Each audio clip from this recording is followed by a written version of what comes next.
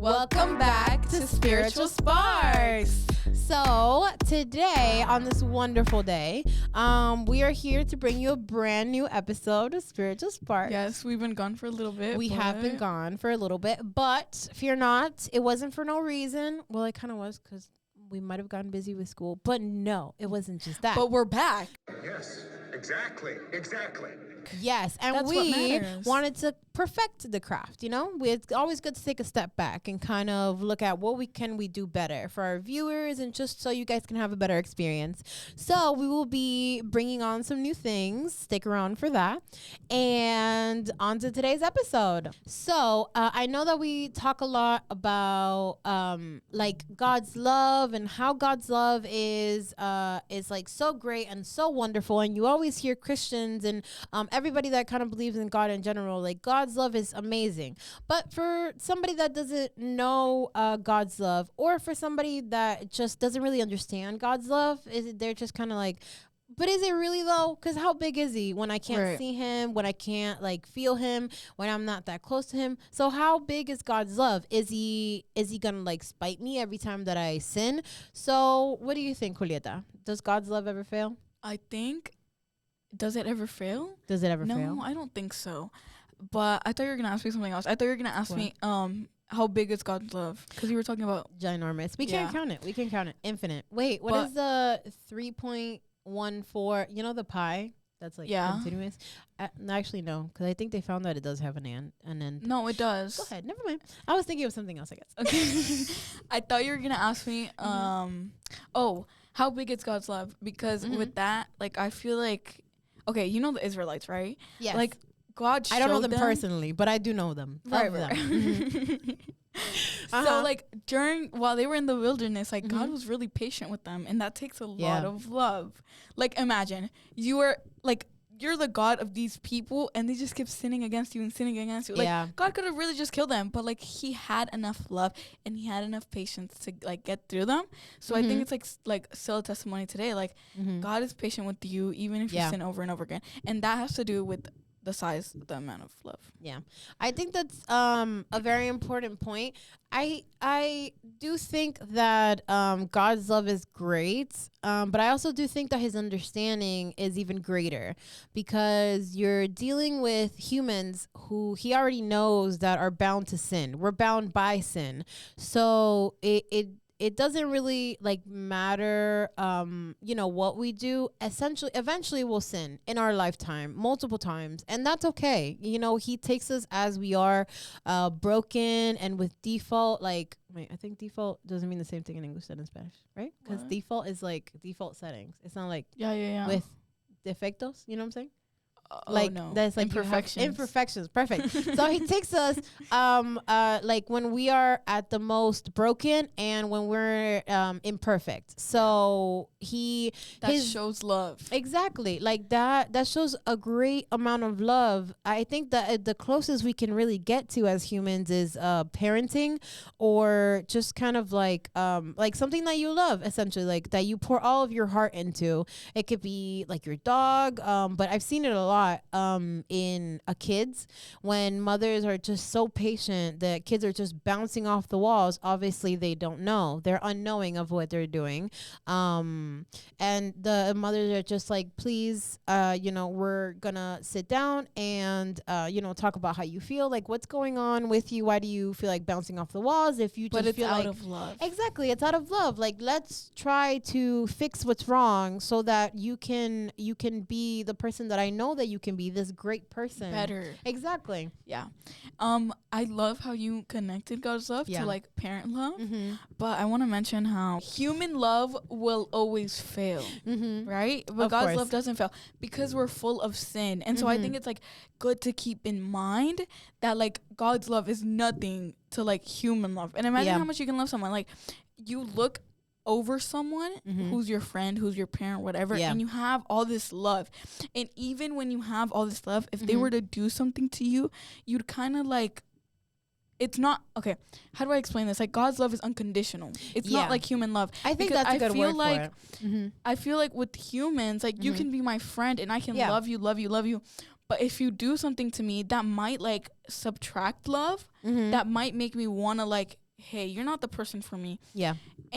But with God, it's like God is going to be there no matter how sinful you are. It's not human love. It's unconditional. I think no matter what you do. That's why it's a little bit difficult for us to really understand God's love, because we're only humans, right? We're not to his level. And sometimes, as curious as we are, because obviously we've built this great society because of curiosity and because we wanted to advance, but we would never, like, even if we build the most advanced thing, we would never get to his level. We would never understand how it is that he is the one and only and the most powerful, Alpha and Omega. He's up there. If you try like to have God's love, it's so hard, especially without God, because some people will try to build relationships and they'll try to like make friendships that where God isn't in the center. Like, have you heard that thing where it's like, oh, if God wasn't in the center of it, it wasn't really love. Or if it fails, it wasn't really love. Yeah. Because love never fails. I've heard that before. And I think that's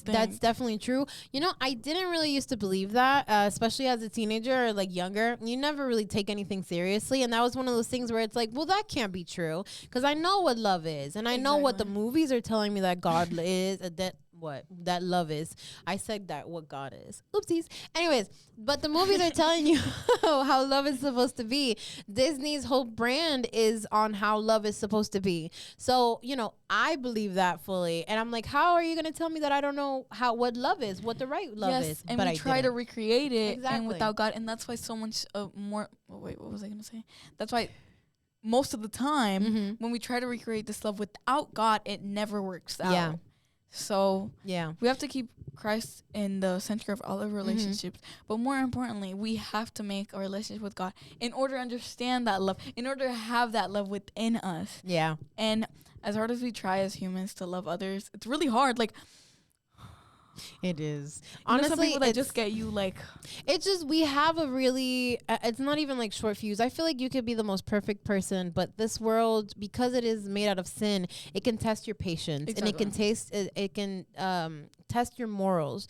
So, I mean, you could be perfect, but this world is still gonna like offer something. Or even if you're the nicest person and you're known for being like a lovable person, not a lovable person, a loving person. Yeah, kind. Like, there's always going to be something that, like, gets you to your point where you, like, break. It's just kind of like a boiling point. And I think that's normal. It happens. You can't really fault yourself for that because, as we said, we're imperfect normally. But unlike that. Yeah. God doesn't have a boiling point. And that's what I think makes his love so special. I think his love is really special because it's something that we can't imagine. That's like, how am I so deserving of this one and like great love that I don't comprehend, but I can feel it. Like, I can feel it in my bones that something is loving me and supporting me, and in my deepest, darkest times I feel him, that something is hugging me and something is wanting me to get out of this situation. So it's incomprehensible to us, but to him, he came down to earth and he made himself like our equal, so that we can. That was I think biggest. I think that's like our biggest like turning point whenever we hear that, because it's like, how is it that something so great came down to this earth just to humble himself? No, like, God loved us so much. I was talking to this about my mom the other day. Like, God loved us so much that because he didn't understand our sin, like, he's God, so he doesn't understand sin. It's like we are humans and we don't understand God because we're sinful. Yeah. So God didn't understand it, but he loved us so much and he wanted to understand it that he literally came down to earth to understand, and he died on the cross for our sins. Like, I don't know what's like better than that. And I think it's like kind of cliche. Like, everybody's always like, oh yeah, like, God died on the cross for you, like, Christ loves you. But I don't think we like ever like reflect on it enough. And today they were doing La Santa Cena.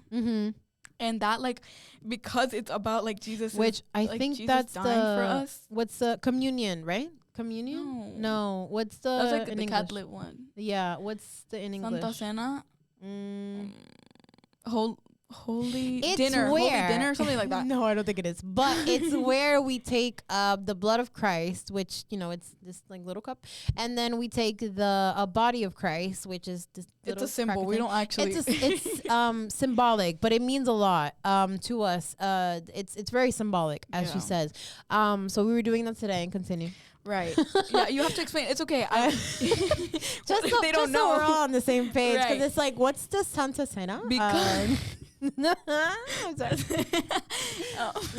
So, oh my gosh, I forgot what I was gonna say. So we were doing it today. Yes, we were doing this in the Senate, and people would like, you know how they talk about like it represents like Christ's blood on the, like Christ's body on the cross, Christ's blood, like what he did for us. Yeah. And like it gets me crying. Like I'm a big baby. I always cry in church.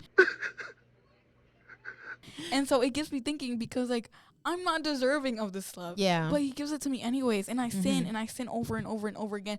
And like I can't help it. It's my nature. I don't try to justify it that way, because it's bad. But like I try my best, but it won't ever be enough. Yeah. But God says like you don't need to be enough, because I love you anyways. And we're so undeserving. I think that's a little difficult.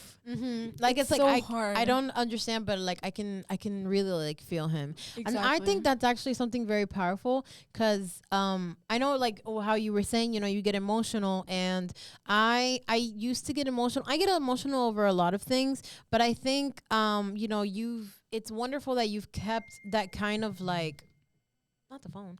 I love how you've kept that kind of like, I don't want to say like childlike like thinking, but it's kind of like you're wrapped up in so much of his love that you're like, how is it possible? Like you feel him. You don't understand. Yeah, like I think that's beautiful. And I think, I mean, for me, I had to struggle with losing that part of myself, because I was so used to feeling God and being able to talk to him, and I swore he was in the room with me. So I think it's really beautiful that you've kept that like part of yourself that's still like, it's like a child, like I love you, Lord, and I don't understand how you can be so wonderful to me, but I appreciate it and I love you. So I think that's really beautiful. Okay, she just like sobs into tears. I think we have 2 more questions that can like move. We can change the topic from. Yeah. And like move forward. You want him to do. Okay, that took a long time to say. I did. But number 1, if you have lost that love, how can we get it back? Yeah. And number 2, I forgot number 2. Maybe I'll think of it. Okay. Well, let's discuss number 1. So what was number 1 again? Oh, if you've lost that love, you know how you were saying like as a child you had it, but you felt like you kind of lost it in a way. How can we like gain that love back? Like how can we like understand that love again and feel it, even though sometimes we don't feel it? So I think, and this is gonna sound really aggressive, I'm so sorry, but I think we fight. We fight against ourselves. We fight against our nature, and we sit in an empty room and we just say, I know you're listening.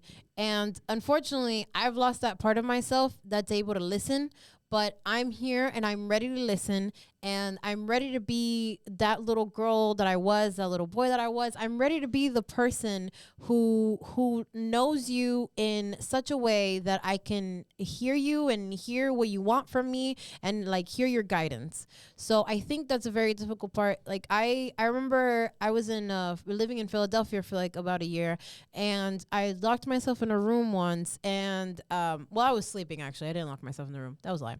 I was sleeping, and I like had so much like going on, like with school and then with work, and like I missed my parents because they were in like Houston. It was like a bunch of emotions that I had, and I had to share it with somebody, and there was nobody in the room. So I wanted to share with God, but I got frustrated because I couldn't reach out. It was like he was right there, but I couldn't reach. So I got frustrated, and I just like I started crying, and I'm like, I'm so sorry that I've lost this part of myself, and I didn't even realize it. I realize it now. I'm so sorry. I'm so ready to listen. Please come back. Please come back. So I think in that moment, I really felt like that God was there, like, and I was able to like not only like listen to what he wanted from me, but I was able to feel him. So I think you know, God is always there. He never leaves. His love never strays, but you can stray. You can stray really fast. So if you just kind of like fight against that nature that wants to stray from something that they can't see, or from something that your mind is trying to tell you there's nothing there, something like that, I think if you fight against that, you have that chance to gain that voice back, that that love back that you're missing. I love how you put that. I'm gonna start crying because like it's so like it makes me so like makes you so vulnerable. It is powerful, you know. Yeah, like it's very powerful, and it's something like I think.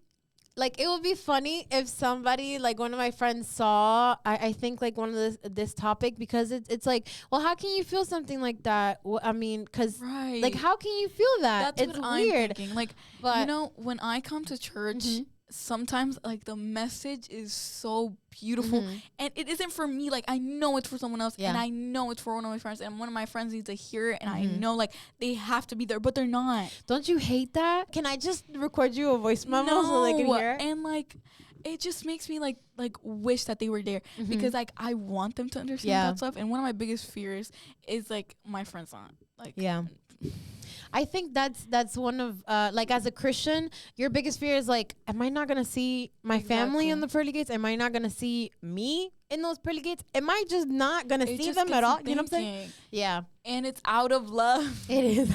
So how do you think God feels when you stray away? Like, if you feel like that about a friend because you know of God's love, and God literally created you and he formed you, how do you think he feels if he like sees that you're going down a path that's gonna lead to destruction? Yeah. You know what I mean? I definitely do. And I think we should strive better to forget about being a better Christian. Forget about that. Let's put that aside, right? Because Christianity, yes, that's a denomination, but we want to focus on where it's coming from.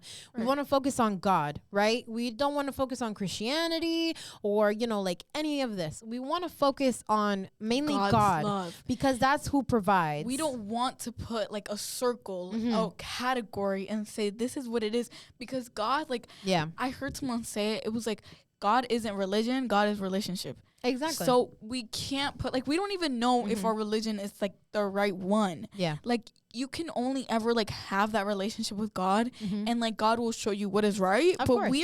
We're just humans to say, this is my religion and this is what I think is true. Exactly. So also, one more thing before we close. Go ahead. I want to talk about how accepting God's love involves like sharing God's love. Yeah. So when you like meet and you experience and you encounter like such a love, and God saves you from things out of love, and he pulls you out of things, and he sets you free from what was holding you back, it's impossible to hold it and keep it to yourself. Like, we have to learn how to be better and share God's love, and we can only do it if we come to God. And I love how you were talking about the Philadelphia thing, and that like reminds me of like, you just seek God, like seek God, you know. I'm at the door, it's like, what's that verse? I'm knocking at your door, I'm knocking at the door of your heart, but you're not listening. No. I don't know. I think I know what you're talking about, but in Spanish, my grandma used to sing it to me in a song where it's like if God knocks on your heart, and he tells you he wants to come in, tell him yes, and have dinner with him. Lord, yes. God I don't know is in my exactly heart. what it is. And then there's a version for the devil, of course. It's like, if the devil knocks on your heart and says, knock, knock, knock, I want to come in, tell him no, because Christ is here. Oh.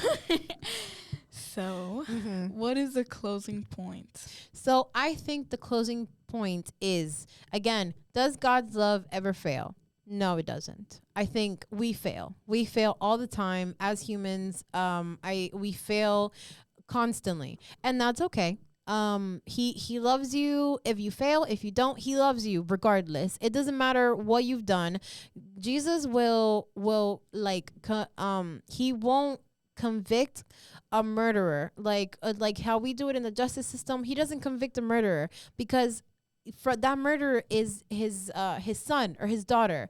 Like, I love you exactly how you are. I love you regardless of what you've done. And he sees farther than we can what we could ever see. Yeah, so he sees your potential. Exactly. So I think if God doesn't judge, if God doesn't convict, why should we? So if his love never fails, why should ours? So the closing point here, I think, is we should remember that since we should be like God, we always strive to have an image like God. Love how God loves others. Exactly. You know what else? You know that thing that's like, Crickets, crickets, crickets. So, I think that's the closing point. I think we should strive to be like God, whose love never fails. And I know that's difficult because we're just merely human when we can't comprehend that sort of love. But I think if we strive to not only comprehend it, but apply it to our daily lives, I think that can really go a long way. And I do want to say this one thing that I found from somebody, I believe it was somebody on Quota. I forgot what it was. Okay. But they put it is, does God's love ever fail? And they said, God is the same yesterday, today, and tomorrow. God does not change. And since God is love, his love towards you does not change. Love never fails because love conquers evil, and it always will because God is love, and nothing or nobody is more powerful than God. And I think that's beautiful. All right, guys, and we love you so much, and thank you for tuning in to Spiritual Sparks. Bye.